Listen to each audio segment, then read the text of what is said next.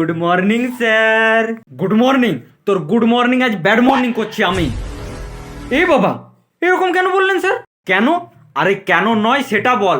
তুই শুধুমাত্র তুই বলেছিলি বলেই আমি ইংরেজি ব্যায়ামকে প্রপোজ করতে গিয়েছিলাম, আর সেই জন্যে এইসব হলো। আরে বাহ, তাহলে প্রপোজ করে দিলেন? ঠিক আছে, লাড্ডু খাওয়ান এবার আপনি। লাড্ডু খাবো?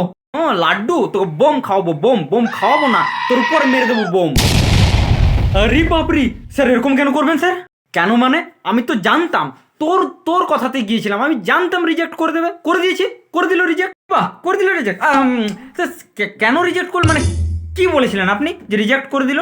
আরে ওই তো ওইটা বলেছিলাম, ওই যে কি বলেছিলেন বলুন, ওইদিকে কিছু নেই, বলুন কি বলেছিলেন। হ্যাঁ মনে পড়েছে, আমি বলেছিলাম চেহারা क्या देखते हो दिल में उतर कर देखो না। এরকম ফাটাবাসের মতো গান করলে তো রিজেক্ট করবে। তা কি বলে রিজেক্ট করলো আপনাকে? ব্যাস, তারপর বলে দিল দিল নিয়ে কি আমি ধুয়ে খাবো? তো আপনিও বলে দিতে পারতেন যে তো চেহারা নিয়ে কোন সা ধুয়ে খাবেন। হ্যাঁ, এটা তো ভেবে দেখিনি। একদম ঠিক বলেছিস, বলবো, কালকেই বলবো।